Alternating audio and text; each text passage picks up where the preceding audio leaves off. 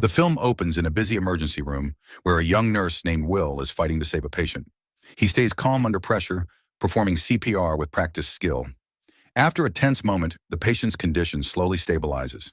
The doctors and other nurses notice how good Will is at his job, and he walks away from that shift as the quiet hero of the night. Later that evening, Will lets off some steam with his friends at a nightclub.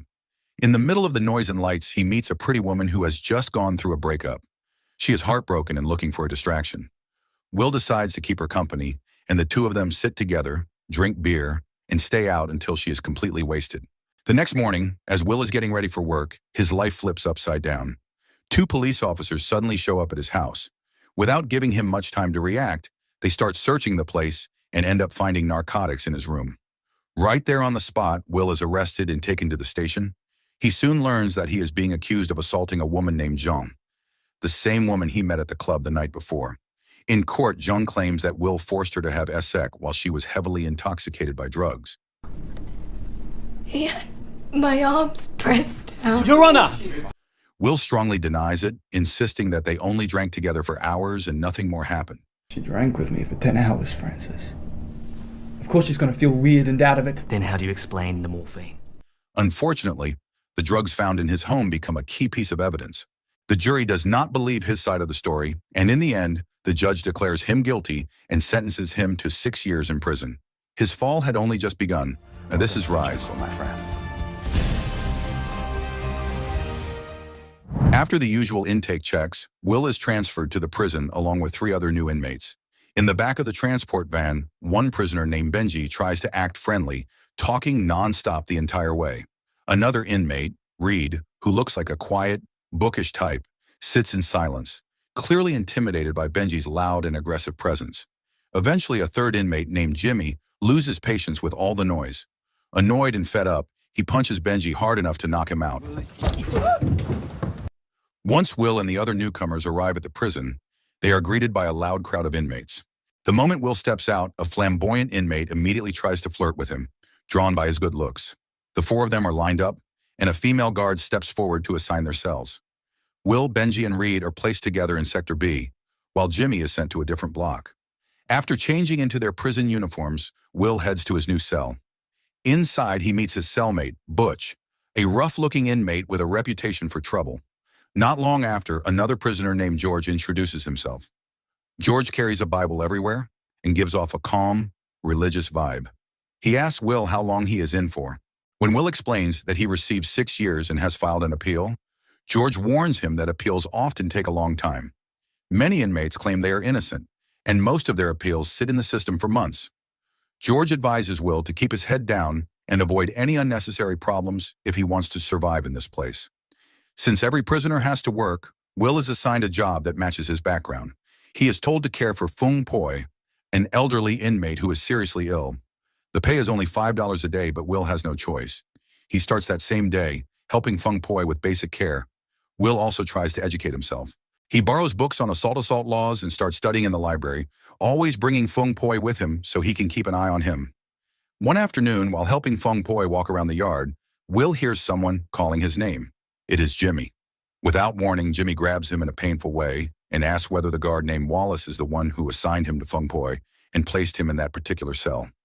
Will confirms it, trying not to wince. Before leaving, Jimmy gives him a final warning, telling him not to trust anyone in this prison. Later, while Will is helping Fung Poi in the bathroom, guard Wallace suddenly appears and tells him he has a visitor.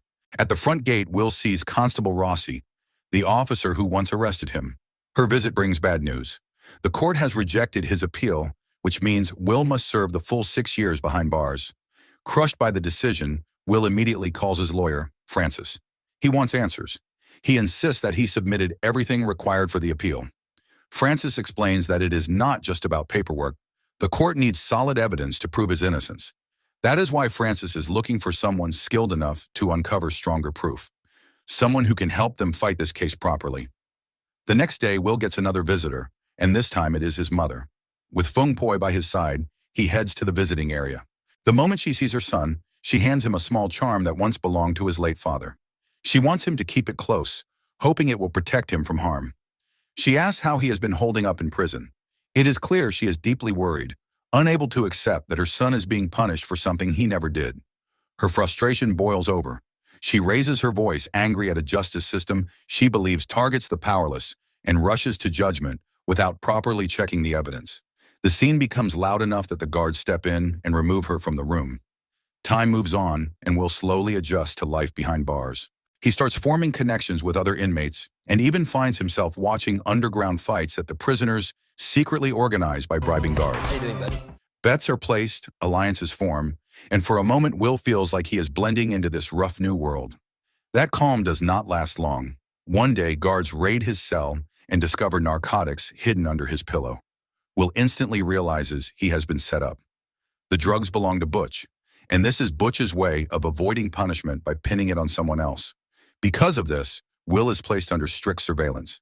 Every move he makes will now be monitored around the clock. Meanwhile, outside the prison, his lawyer Francis meets with an old colleague named Julie. He asks her to take over Will's case, insisting that Will is truly innocent. Julie refuses at first. The judge handling the appeal is notorious for rejecting cases without strong evidence, and she does not want to risk her career. She even jokes that if Francis really wants her on board, he should start with a $40,000 deposit. Back inside the prison, Will gets a visit from John, a familiar face who often brings spiritual comfort. Will opens up to him, admitting he still cannot forgive Jean for ruining his life. John encourages him to find peace and consider forgiveness someday. But Will is not there yet. His reputation is destroyed. He has lost his career, his friends, and precious years of his youth. While Will is working out in the prison gym, a guard walks over and hands him a letter. It is from Liz, the woman he has been getting closer to, who also happens to be John's daughter. In her letter, she apologizes for not being able to visit him. She admits that seeing him behind bars would break her down in tears, so she asked her father to check on him instead. Reading her words stirs something inside Will. His desire to get out grows stronger than ever. If the legal route is not going to save him, part of him starts wondering if he should risk everything and try a more drastic escape. With that thought in mind, he approaches Jimmy for help, but Jimmy refuses. He does not want Will taking a dangerous step that could destroy his life even further. Their conversation is cut short when a fight breaks out in the yard. Jimmy rushes over to stop it, but the guards misunderstand the situation and assume he is part of the brawl. As a result, Jimmy is thrown into solitary confinement for a while. Time passes, months go by.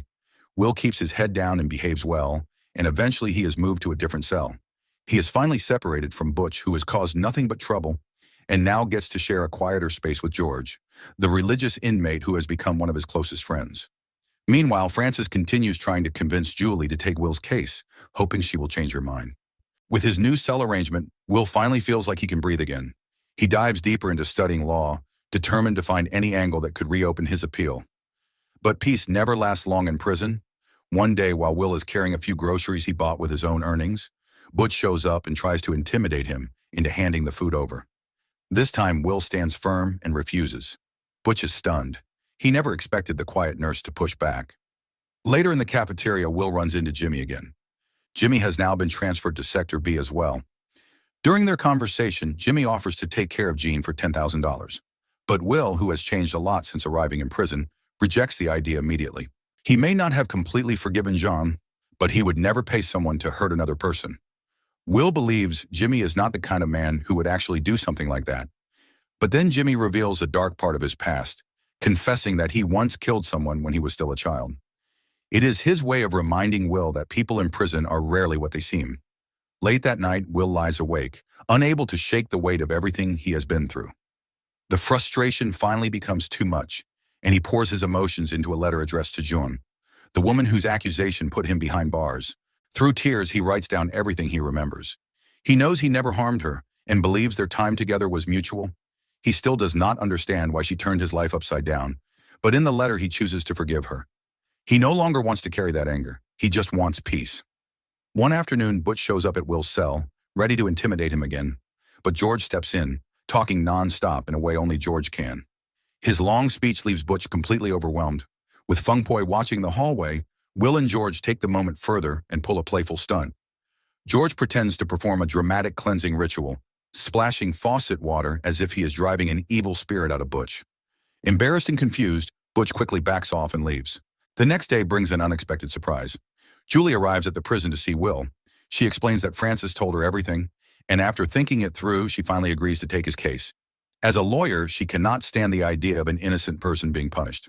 Will is relieved and grateful, feeling hope for the first time in a long while. After she leaves, he calls Francis to thank him, but Francis gently reminds him that this process will take time and patience. Before Will can ask more, an alarm suddenly echoes through the prison. Something serious has happened. The guards rush out and news spreads quickly. Benji has been found badly injured and on the edge of death. Will is shaken. For all his loud, flamboyant behavior, he never imagined Benji would reach such a desperate point. The moment drives home just how harsh and unpredictable life inside these walls truly is. Instead of breaking him, the incident strengthens Will's resolve. He pushes himself to become tougher, more focused, and more resilient. The quiet, gentle nurse who once walked into the prison is gone. Now he stands up to guards and senior inmates without fear. He bonds with others, plays poker in the common room, and trains in boxing with Jimmy. He even shaves his head for a more intimidating look. One morning in the prison washroom, Jimmy quietly shares something important with Will. He explains that today is his court hearing. If he pleads guilty, his sentence will jump by 10 more years. But if he refuses to admit guilt, the trial will continue and he will be transferred to another facility. Will cannot tell him what to do. All he can offer is support and hope that Jimmy will get the justice he deserves. When Jimmy leaves for court, Will watches him go with a heavy heart. Later that day, Will is spending time with Fung Poi when guard Wallace shows up again, trying to provoke him with irritating comments. Sensing the tension, Fung Poi steps in and does everything he can to defend Will. But Wallace shoves him aside and hits him, triggering Fung Poi's illness. George rushes in right away and attacks Wallace, unable to stand by while his friend is hurt. A few days pass, and it is finally time for Will's appeal hearing. The courtroom fills with familiar faces. Francis and Julie are there to defend him, and his family and closest friends show up to offer support. During the hearing, Julie presents the evidence she has been working so hard to uncover. It is not easy, since the opposing lawyer keeps pushing back to shut her down, but she keeps fighting. Eventually, Julie receives the results of a laboratory test that changes everything. It shows that the sedative found in Jean's system was at the lowest possible level. This proves that she was not under the influence of drugs during the incident. With that discovery, the accusations of drug use and forced assault fall apart. The evidence now supports Will's innocence, and Julie makes sure the court sees it clearly. A few days later, the decision is announced. Will's appeal is approved. He is finally cleared and allowed to walk out of prison a free man. Before leaving, he returns to the cell block to say goodbye. The inmates he once feared have become part of his life. Fung Poi even breaks down in tears, having come to see Will as family. Will leaves with gratitude, knowing he will carry the lessons from his time inside forever. In the final scene, Will is shown relaxing on the beach he always dreamed about. Then Jimmy appears. He has won his case too, and has been released. The two friends embrace with relief and joy.